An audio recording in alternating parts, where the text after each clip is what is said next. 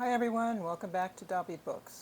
So, today I did not go to my library sale. I guess I just wasn't in the mood, but I think possibly part of it was because of the heat. It is kind of warm today. I wasn't in the mood. But strangely enough, I went out and I ran errands, so it makes no sense. I don't know. I guess I just wasn't in the mood. I wanted a change of scenery again. I considered going to other libraries, but it's too hot. Spend too much time outside. So I skipped my usual library stop today. After I ran an errand and I was sitting in my car in a shady spot, drinking my cold brew, I was listening to Steve Donoghue, and he happened to bring up something on the topic of libraries, and just a little history about them, and how over time, people actually walking into a library has gone down. The number of people has gone down, and the population has changed of the ones that do actually go in to a library and spend time there. And he also mentioned how electronic books have become the new checkout item for libraries. They've replaced the physical books. Not as many people at all are really checking out physical books anymore.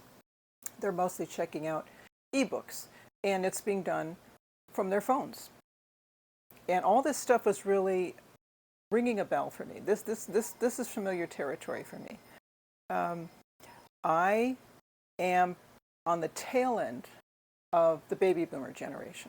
So I grew up going to libraries, brick and mortar buildings, and that's where we sought our information. If we had a school report we needed to do, it was the library we went to. We learned how to use the card catalog, look up the book, the information we needed. We'd write it on an index card, and we'd have our stack of index cards, and then we could go home and write our essay. And the librarian was the go-to person for everything. Over time, I know as I've gotten older, I'm thinking on my current use of libraries, how I'm using my library now. The number one way I use it, just based on the videos that I've posted in the last few months, is my library sales. I go to the same library just about every single Saturday, but I don't really check out any books. I go there to purchase books that people have donated. Occasionally, and in the last year, I can count on one hand or less how many times I've actually checked out a physical book. And I'm going to show you one of them today, how coincidental this is. But usually, if I'm not sure I want to spend money on a book, I'll either download a sample to my Kindle, or I will request an ebook via my library's app and do it that way. And if I really like the book, well, then I'll go out and I'll try to find a good used copy, and if not, I'll get a nice new copy. Some libraries, there is a library I go to that also has book sales, and it's inside their library, unlike my library, where I have to go to the basement to look at all the books for sale. In this other library, it's actually in their main building. It's just off to one side. That's when I walk into a library, and the population that I see there are baby boomers such as myself or older. And I think the generation before the baby boomer generation was the silent generation. I think that's what they're called, because they were very conformist. Apparently, especially during the McCarthyism, they just keep their mouths shut. So I think that's why they were called the silent generation. That's very interesting. And after my generation, the baby boomer generation, it seems to skip a couple, at least one generation. So my children are the generation X, I believe.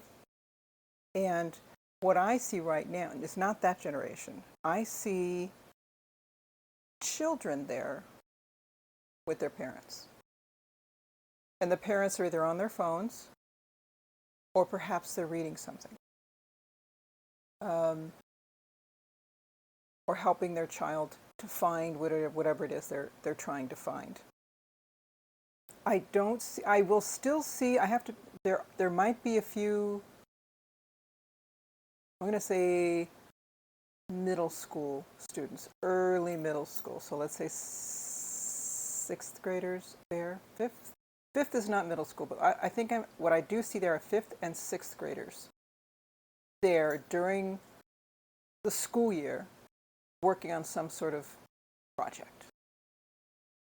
I don't see anyone born after, I don't see a lot of people born after my generation in the library anymore. Steve also talked about what his experience was like being in a library, that it was a place of, I believe he said, reassurance or comfort, just sit in there, undisturbed, and being that everybody was there and they had the same objective, was to read, study, research in an ambiance of quiet and that was conducive to that sort of thing. I remember that. I remember that very well when I was in my high school had a library, and I liked to go there sometimes just to get away from, and I don't know what this was with me. I had to get away from people for a while. I've had this since I was upper elementary grades. When recess would come, oh my gosh, why do you want to send me to hang out with more people? I've been in a classroom full of people for a few hours now, and I would go off by myself. And in high school, there really wasn't a lot of places I could do that in a cool way, right?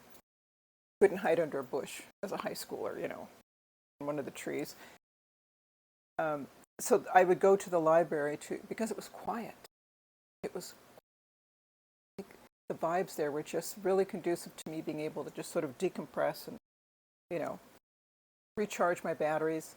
And in adulthood, I just loved being in a library. And when this started, I remember it had to have been kindergarten, maybe it was first grade at my elementary school. And we were a new neighborhood at that time. We were out in the boonies at that time, and there really was no local library. And every Thursday, I remember the day, which was remarkable because my memory's not usually that detailed. I remember every Thursday, the bookmobile would park in the parking lot where our local park was. We had our park, and next to here was the school campus, the elementary school campus, and then there was the parking lot between us. It would park there. And I would do whatever I had to do so that I could get my turn to go to the library. Did I have to finish my work? Did I need to behave myself? Did I have to clean up after myself? Whatever you wanted me to do, I would do. I could not yet read. But for some reason, that bookmobile was the highlight of my week. And I always wondered what was it that got me drawn to books. And the final conclusion I came to is it was there. It was already there. Because when you think of all the other kids at school, the bookmobile was there for everybody. But only a few of us would go. Voluntarily go. And I was one of those kids. And I couldn't read anything, and I can still see how, being so little, and I'd be looking up. Think of it. This is it's like an RV type thing, right? So it can't be that tall, but, being little, I'd be looking up at the shelves, and I'd see all these letters on these books, and I just wanted to spend all day there. The time, I don't know how much time they gave us, 30 minutes, 15 minutes? That I don't remember.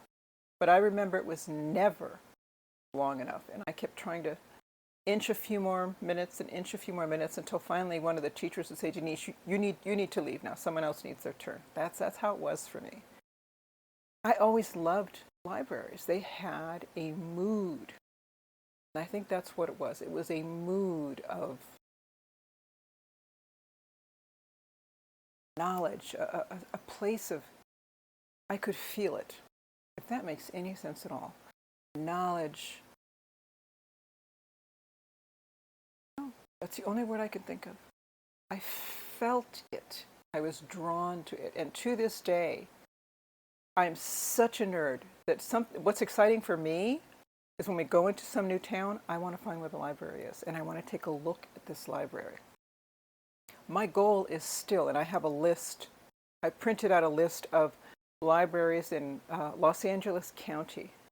And I want to check off as I go through that list the libraries that I have visited and then write down what I liked about each one, what was, impressive about each one or not.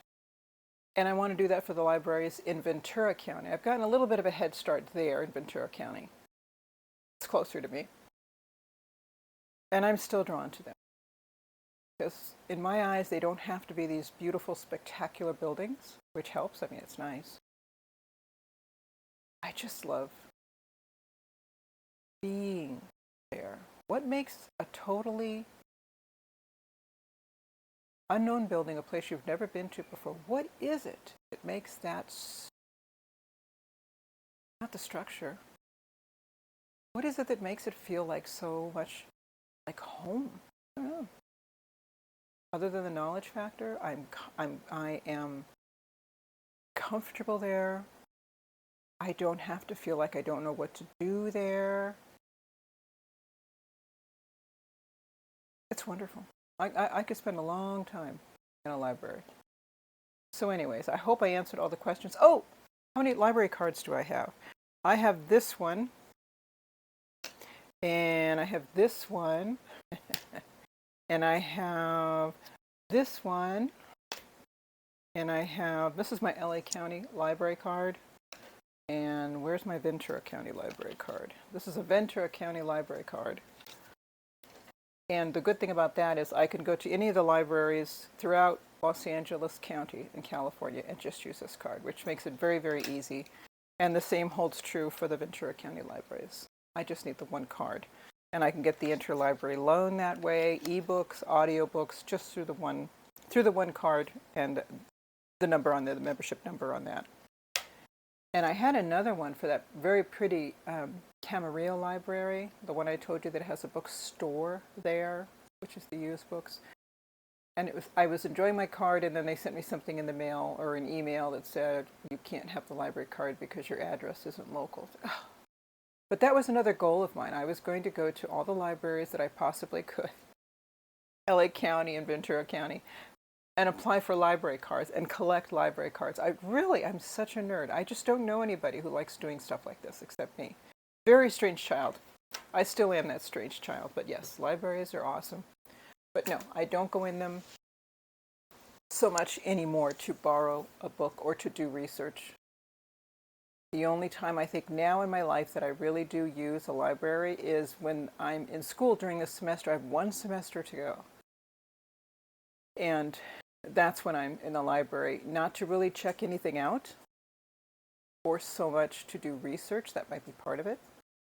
But really, so that I can have the peace and the quiet work. So there we go. Now, let me show you what I'm currently reading. Remember this? Boethius, The Consolation of Philosophy? I was supposed to have finished it yesterday. Yesterday being Friday. But my husband wanted to go away for a couple of days. And so we went to Cambria, California, and it was very, very pretty, very artsy. Some history there. We went to the dog park a lot because we had the dogs with us. So that was enjoyable. We were going to go to the beach there. I think Moon Bay is the beach. We didn't get a chance to do that. I wanted to look at the shops and what have you. And it was very nice. It was a very nice, quick 2 days. I got away. I had downloaded the ebook for Consolation of Philosophy and maybe got around to one page before I nodded off and fell asleep because we spent the whole day in the sun. So that's okay. It's good to take some days off and enjoy yourself. And I'm still reading Mansfield Park, working my way through that steadily for Jane Austen July. And a book that I found at the library by Frank Schaeffer, Crazy for God. This is going to be a cool book to read. Frank Schaeffer is the son of Francis Schaeffer. Francis Schaeffer was an evangelical Christian, and he lived in Switzerland with his family. And he was a very well-known name. When I had my evangelical Christian days in the 80s, I knew that name. Everybody knew that name. He was very philosophical in his writings. And Frank Schaeffer grew up under, his father's shadow. A good man. But I think what happened with Frank Schaeffer, and I haven't yet read the book, just what I know, is that Frank saw the other side of that.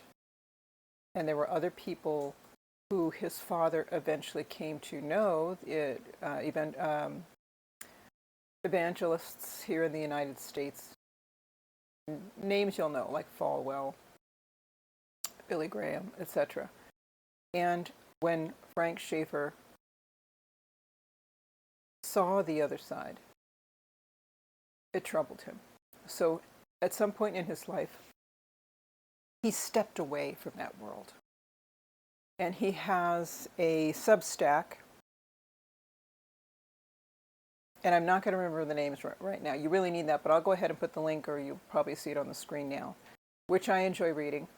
And I am very curious to read about his journey for that, because, I've had my journey. I grew up Catholic and later was an evangelical Christian, and then ended up coming back to the Catholic Church. But even now in my life, I seem to be distanced from that as well, because just certain things, life experiences, and other stuff that have gone on in my life have caused me to think differently about a few things. But I'm not going to get into that. That's a whole different video. Anyways, that's it, people. That's all I got. So that's what I'm currently reading, and that was my little show about libraries. All right, everybody, stay cool. Enjoy the rest of your summer. Bye-bye.